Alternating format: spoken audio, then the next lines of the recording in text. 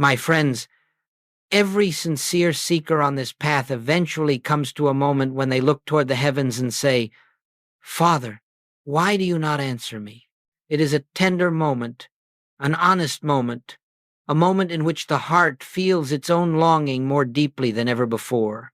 You have prayed, you have waited, you have searched the scriptures, you have knelt in earnest devotion, and still there comes a time when God seems silent. And so you ask, not out of rebellion, but out of deep yearning, where is the presence? Why do I not hear? Why does the voice of spirit appear hidden behind a veil I cannot lift? Let us pause with that question. Let us sit gently before it. For the silence you believe belongs to God is not God's silence at all. The infinite cannot withhold itself. The omnipresence cannot absent itself. The living presence, that is the very life of your consciousness, never sleeps, never withdraws, never turns away. What feels like divine silence is not heavenly indifference. It is simply that the mind of man has not yet learned how to listen to that which speaks without words. You see, we have been trained to look outward. We have been conditioned to expect God to speak as mortals speak, to answer as persons answer, to respond with noise, movement, and form. And in this expectation, we forget a profound truth. The kingdom of God does not speak through the senses. It reveals itself in the depth of your own stillness. It whispers in the invisible sanctuary of your being. It unfolds in the quiet recognition that the presence you seek is closer to you than breathing, nearer than hands and feet. So let us begin together by acknowledging this simple, liberating principle. God is not silent. God is not absent. God is not withholding a word from you. The silence you experience is merely the turbulence of the personal mind, the noise of desire, fear, expectation, and the incessant reaching outward for what can only be found within. When that noise quiets, when the mind ceases its efforts to obtain something from God, when the heart enters a receptive stillness, then, my friends, the silence becomes the voice. Throughout this teaching, we will explore why this apparent silence arises, and more importantly, how to dissolve it, not by trying to make God speak, but by awakening to the truth that the voice of spirit is always, always present. And if you will stay with me, if you will listen not with the intellect but with the inner ear, you will begin to discover that what you once called God's silence is actually God's steady, unbroken companionship waiting for your recognition. Now, let us move deeper into this inquiry. Before we can understand why God never truly falls silent, we must first examine the very foundation of our seeking. For nearly all spiritual frustration arises from one central misconception, the belief in a God who exists somewhere else, a God who must be reached, a God who must be summoned, a God who must be persuaded to act on our behalf. This, my friends, is perhaps the greatest illusion in religious thought. It is the false concept that has kept humanity wandering in spiritual deserts for centuries.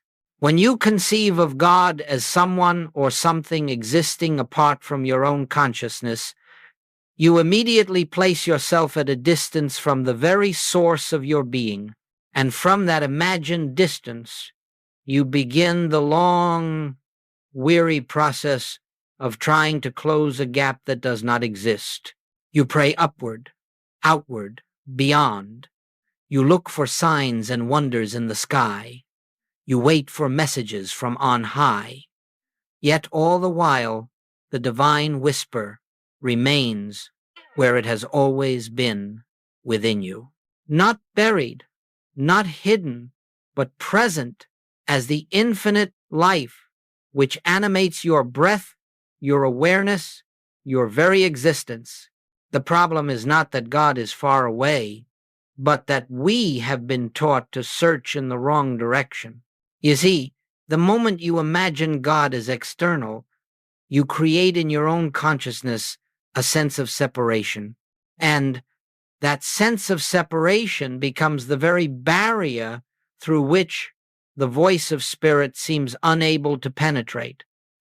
But the barrier is not real. It is only a belief, a habit of consciousness formed over lifetimes, a belief inherited from theology, tradition, and human reasoning. Joel Goldsmith spoke often of this fundamental error, imagining a God who must travel to reach you, a God who must decide whether to bless or refuse you, a God who answers sometimes and remains silent at other times. Such a God would not be God. That would be a limited being, subject to moods, whims, and conditions. The infinite cannot be sometimes present and sometimes absent. The eternal cannot be near one moment and distant the next.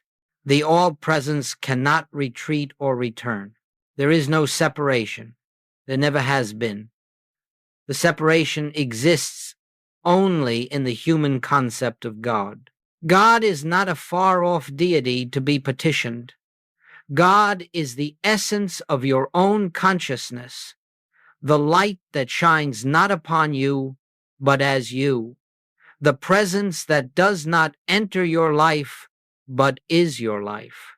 And until this inner truth begins to dawn, until you realize that the place where you stand is holy because the presence is there, your prayers will always feel like they are traveling across a great chasm, waiting for an answer that never seems to come.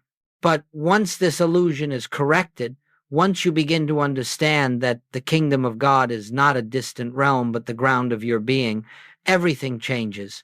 Prayer changes. Listening changes.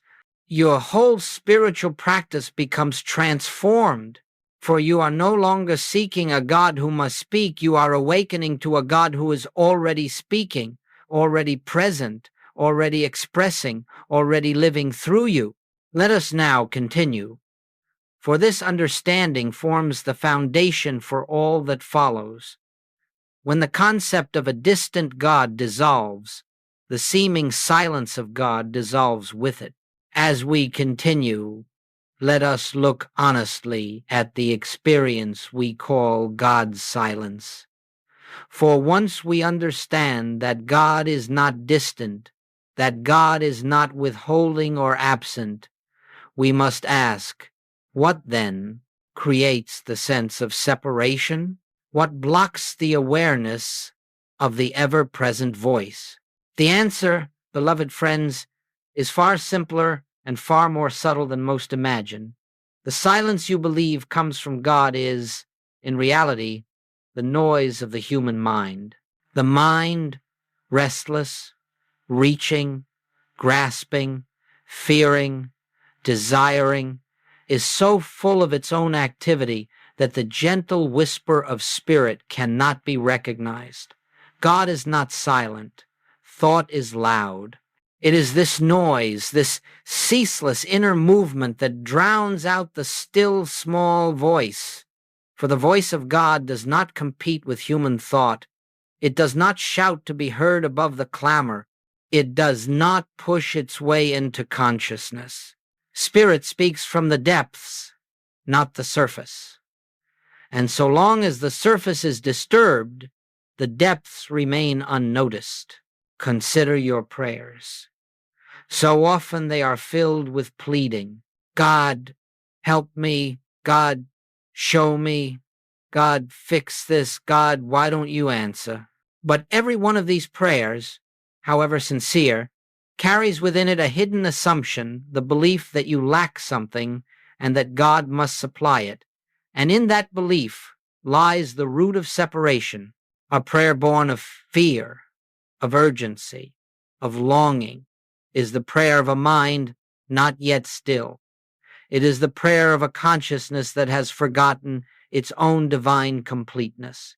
Joel Goldsmith taught that begging God for intervention is like shouting across a stormy sea. The very effort, the very anxiety creates more waves, and when the waters are stirred, the reflection of truth becomes distorted. But when the waters are calm, when thought grows quiet, truth reflects itself effortlessly. This inner noise takes many forms. It may be the constant rehearsal of problems, the mind endlessly asking, "What will happen to me?" It may be the fear of lack, the worry of tomorrow, the effort to control or manipulate outer conditions.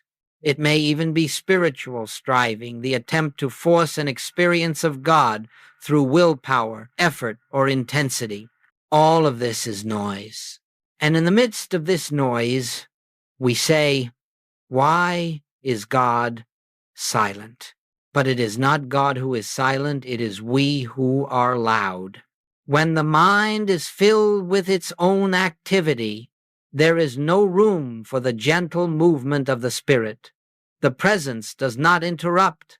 The presence does not argue. The presence awaits recognition, and the moment the mental noise softens, even slightly, the movement of God becomes perceptible, not as a dramatic event, but as peace, as clarity, as an inner knowing that needs no words. So let us understand this clearly. God's silence is an illusion, created by the turbulence of personal thought. God's voice is constant, quiet, ever-present, needing only the opening of consciousness to be heard.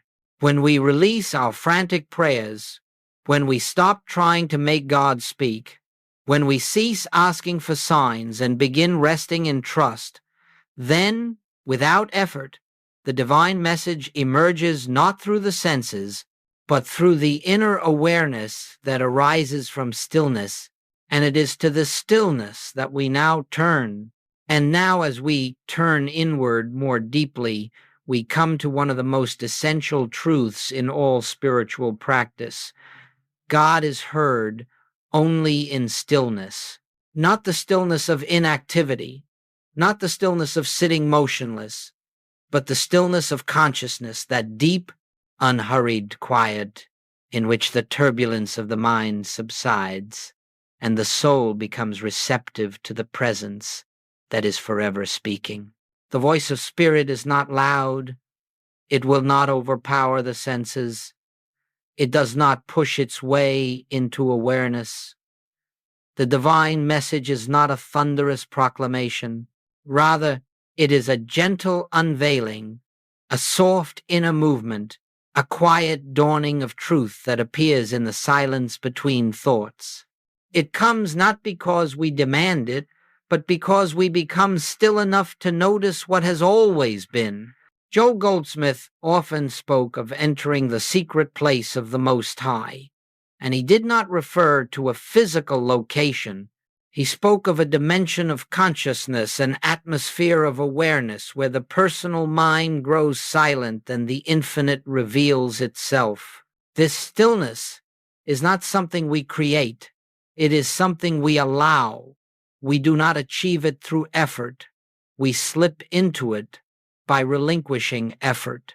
You may have noticed that when you are anxious, when you are striving for answers, when you are mentally wrestling with a problem, the harder you think, the farther the solution seems to drift. Yet when you pause, when you breathe, when you momentarily release the compulsion to solve, a subtle clarity begins to rise on its own. This is not personal thinking. This is the activity of the spirit becoming visible as inspiration. Stillness is the doorway through which the infinite enters conscious awareness. In stillness, the mind ceases to impose its own will. In stillness, the heart stops pleading for a particular outcome. In stillness, the personal sense of, "I must make something happen," dissolves.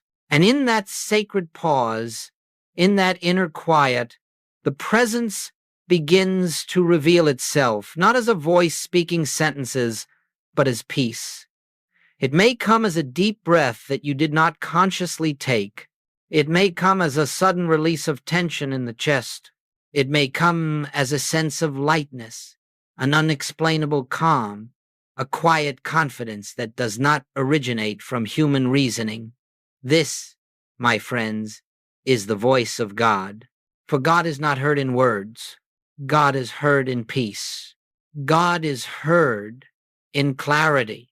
God is heard in the transparency of consciousness when personal thought grows still.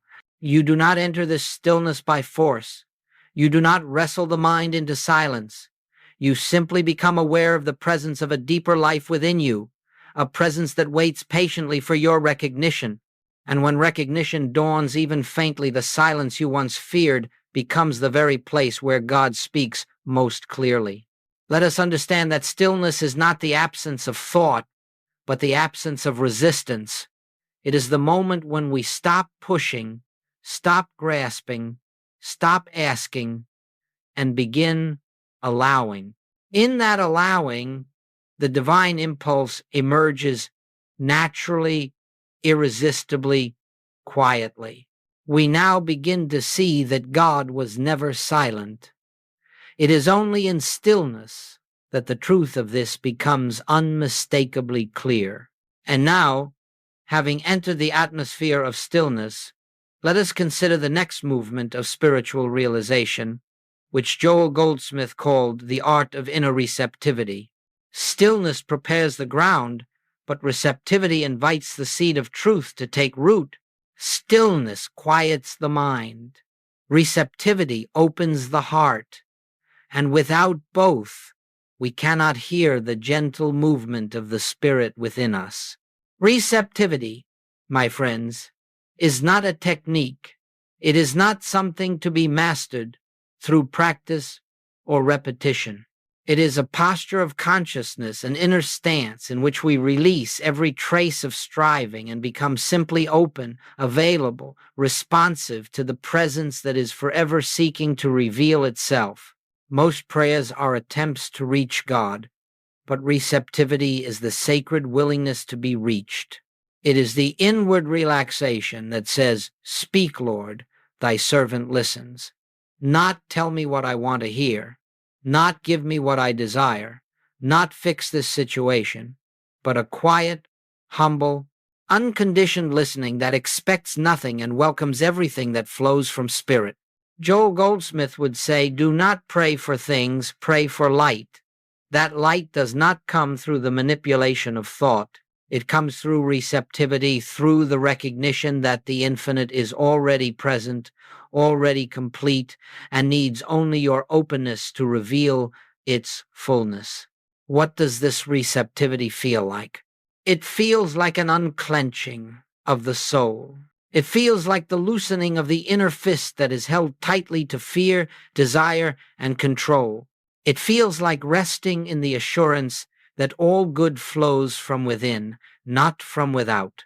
It feels like surrender, not the surrender of defeat, but the surrender of effort. In receptivity, we release every demand we have placed upon God. We release every expectation of how our prayer should be answered. We release every fear that urges us to force an outcome. In this releasing, we make space.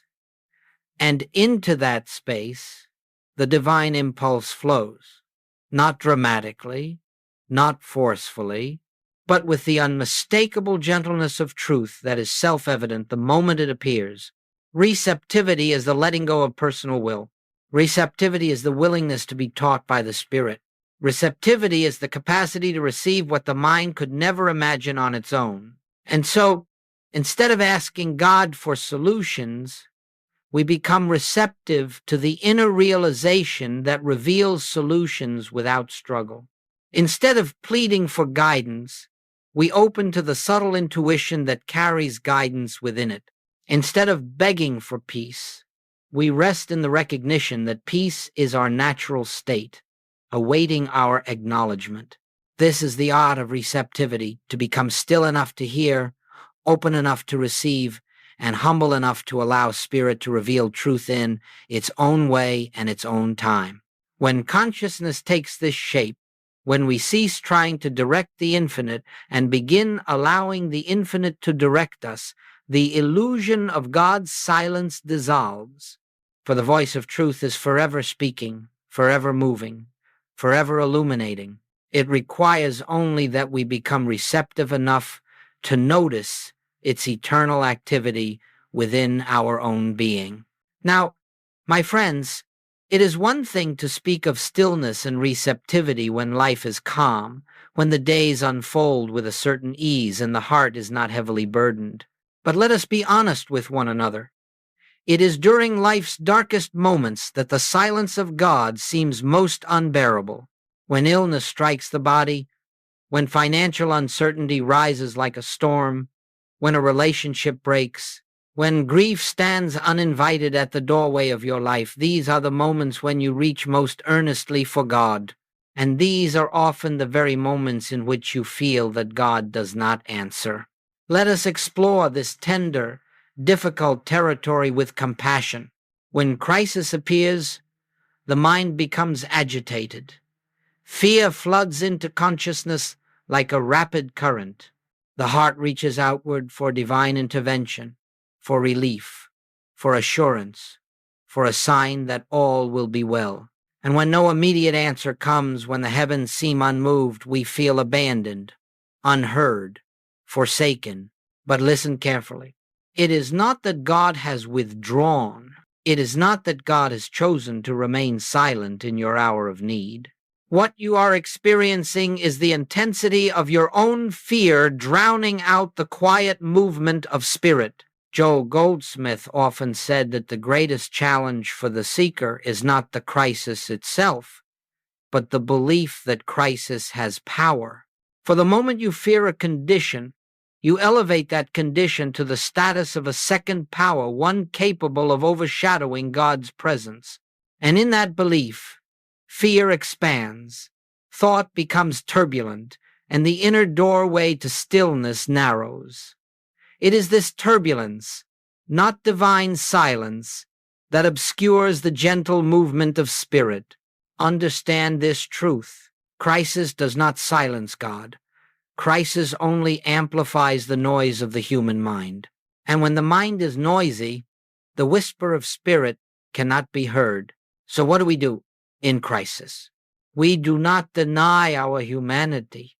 We do not pretend that pain is pleasant or that fear is easy to release.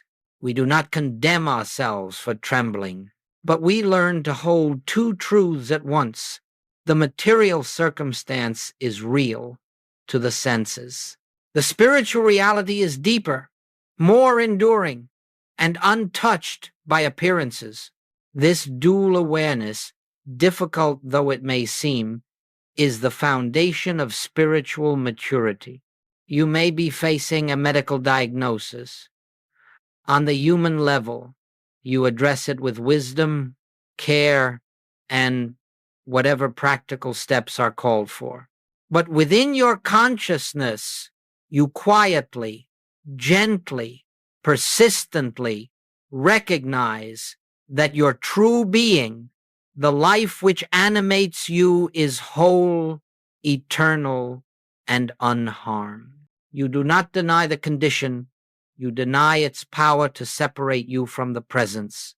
You may be facing financial uncertainty.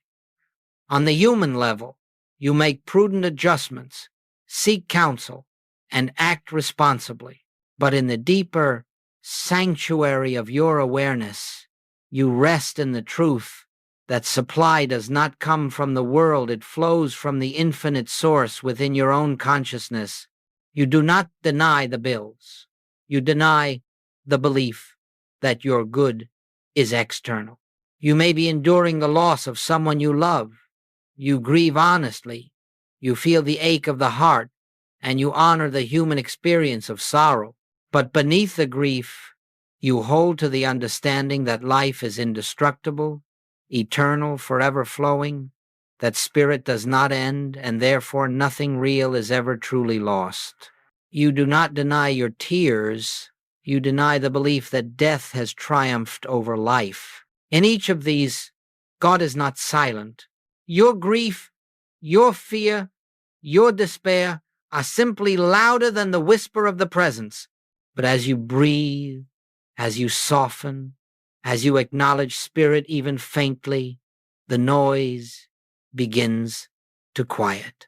And into that quiet, the gentle tide of divine peace enters not as an escape from the crisis, but as a deeper strength within it. The presence does not always change the circumstance immediately, but it always changes you. And when consciousness is changed, circumstances eventually follow. Let us continue. For now that we understand the role of fear and crisis, we must explore how the voice of God actually reveals itself within consciousness. Let us now consider something that has perplexed spiritual seekers for generations. How does God speak? What does divine guidance actually feel like? For many of you, the reason you believe God is silent is not because Spirit has failed to speak, but because you have been looking for the wrong kind of voice. The human mind imagines divine guidance as something dramatic, a flash of light, a thunderous word, a sudden, unmistakable revelation. But the Spirit does not enter consciousness through the theatrical. God is not found in the earthquake, nor in the fire, nor in the mighty wind. The divine guidance that Joel Goldsmith spoke of arises exactly where we least expect it, in the stillness, in the gentleness, in the subtle shift of inner awareness. You may sit in meditation expecting a message, a sentence, a clear directive, and when none appears, you say, God did not speak. But listen carefully. God rarely speaks in sentences. God reveals himself in silence, and that silence carries its own language. The divine message is not a human word. It is a spiritual impulse. What does that impulse feel like? It may come as a softening of fear, a peace that settles over you like a quiet dawn. It may come as a sense of clarity where confusion once stood. It may come as a calm direction this way, though no words are spoken. Sometimes it arrives as a gentle intuition that seems so natural you almost dismiss it as your own thought. But it is not your thought. It is Spirit moving through your consciousness, clothed in the simplicity of your own awareness. Joel Goldsmith used to say, the activity of the Christ is quiet. It comes without fanfare. And so you must learn to recognize guidance not by its volume, but by its quality. The divine impulse never disturbs, never pressures, never demands. When guidance is from Spirit, it carries peace with it. When the human mind tries to guide you, it carries tension, urgency, or fear. The difference is unmistakable once you learn to discern it. Human thought pushes. Spirit invites. Human thought argues. Spirit reveals. Human thought insists. You must act now. Spirit whispers, rest a moment and let clarity come. Guidance may appear as a quiet sense of well-being about a certain path, even if you cannot explain why.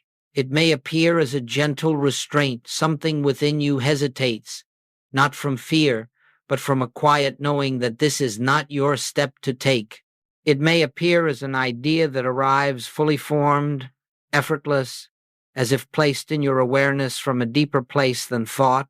Many of you have experienced this without realizing it. You call it intuition, insight, coincidence, or a feeling I just couldn't shake. But these are merely names we give when we recognize the movement of the infinite without yet acknowledging its source. You see, divine guidance often comes disguised as ordinary thought because the presence expresses through the faculties you already have. It uses your mind, your intuition, your awareness as its instrument. It does not overpower them. It flows through them. This is why so many say they do not hear God. They expect something extraordinary, when in truth, the extraordinary hides itself in the simplicity of your natural awareness. The Christ does not need to shout.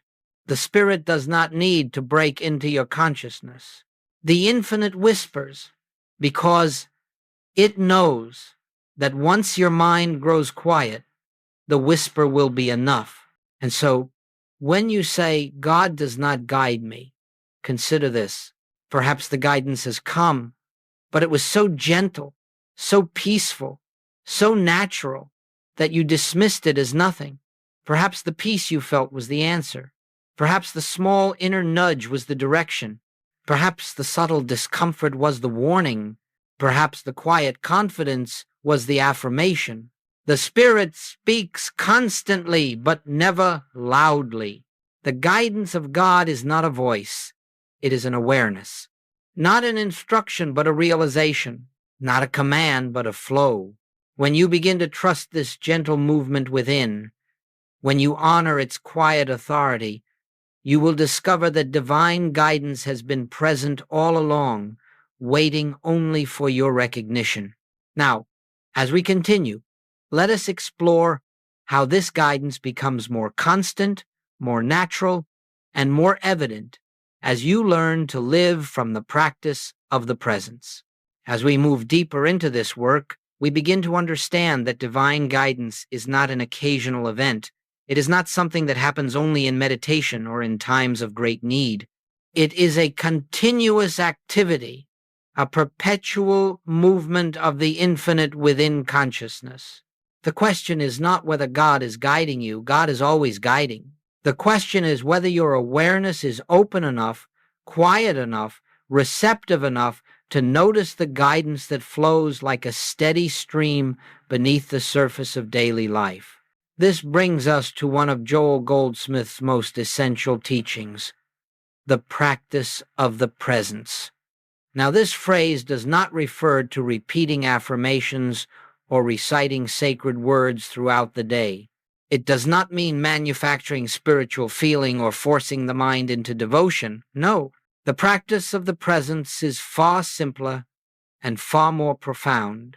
It is the continuous recognition that the kingdom of God is within you, that the presence is the very life of your being, and that this presence is active, intelligent, and eternally unfolding. Its perfection. You do not need to reach for God. You do not need to remind God of your needs. You do not need to summon spirit. You need only turn inward again and again to recognize that the divine activity is already present. How do we live in this recognition? Not through discipline, but through remembrance. Not through pressure, but through gentle awareness. Not through constant thinking about God, but through constant listening for God.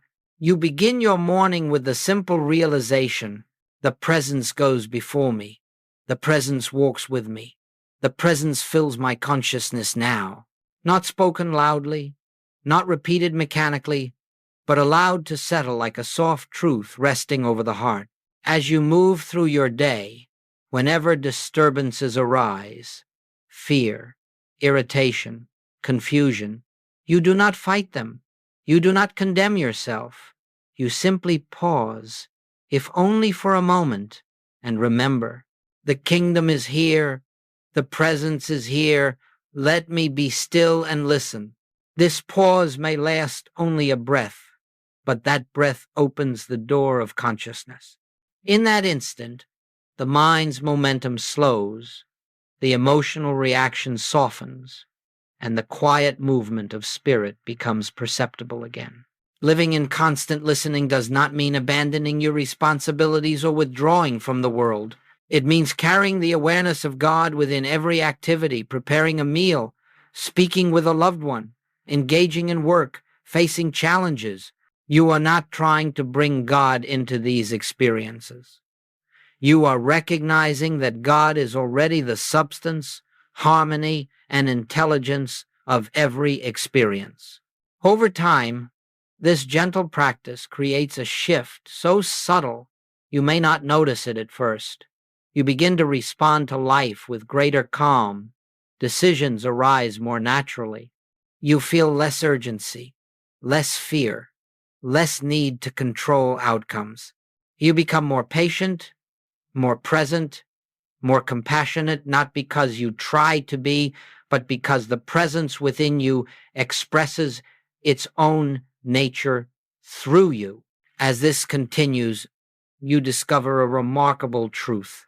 The more often you turn inward, the more often you remember the presence, the more clearly you hear the divine impulse.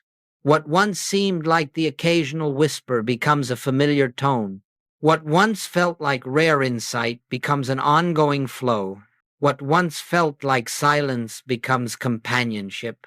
Joel Goldsmith described this as living in the rhythm of spirit. You are no longer reacting from the personal mind. You are responding from the unfolding of the infinite within you. You are no longer trying to direct your life. You are allowing your life to be directed by the quiet wisdom that arises from the depth of your being. And this, beloved friends, is the beginning of true spiritual freedom. Now that we have explored the ongoing practice of inner listening, let us complete this journey by returning to where we began and dissolving forever the illusion that God is silent. And now, as we come to the close of our time together, let us return quietly to the question that brought us here. Why does God seem silent? Let us look upon that question with a new understanding that has unfolded within us. You have seen that God cannot be silent, because God is not a voice separate from your own being. God is not a distant presence that must travel to reach you. God is not an external power that speaks occasionally, mysteriously, or selectively. No, the divine is the very essence of your consciousness, the life of your life, the awareness in which you live and move and have your being.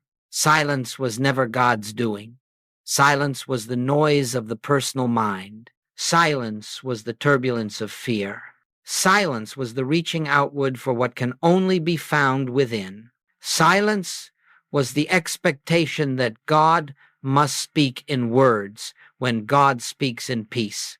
Silence was the belief in separation, when separation has never existed.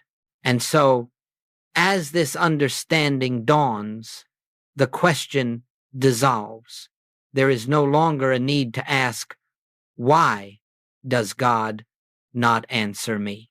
For you now see that the presence was answering you long before you learned how to listen. It was answering you in every moment of peace, in every intuition, in every shift of awareness, in every quiet release of fear, in every subtle guidance that you once overlooked because it did not come in the form you expected. Spirit has always spoken to you, always. It could not be otherwise, for the Spirit of God is forever expressing itself through its own creation. The infinite does not cease to flow. The light does not cease to shine. The presence does not cease to reveal itself. Only the human sense of self, clouded by noise and fear, remained unaware. But now, something within you has awakened. You have touched the stillness. You have tasted receptivity. You have recognized the quiet movement of divine guidance. You have seen that God was never absent, never withholding, never silent. As you go forward from this moment, do not force this understanding.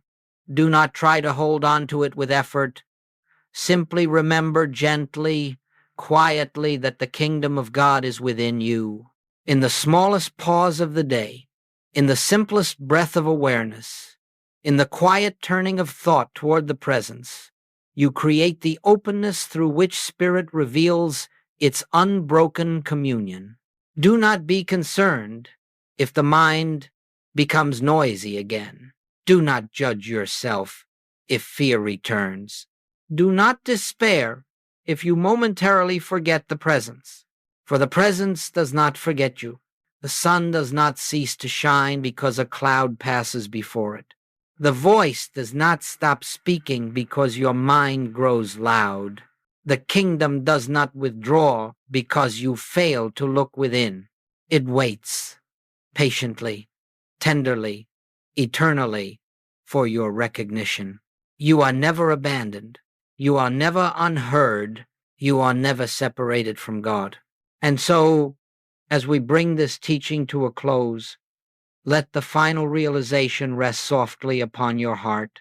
God was never silent. It was only I who had not yet learned how to listen. And now that the listening has begun, your spiritual path will unfold with a new light, a new peace, a new confidence. For you walk no longer toward God, you walk with God, within God, as the expression of God. Rest in that truth, live from that truth. Let that truth guide every breath, every decision, every moment of your unfolding life. And in the quiet of your own consciousness, you will discover again and again the presence is here, the voice is speaking, and I am listening.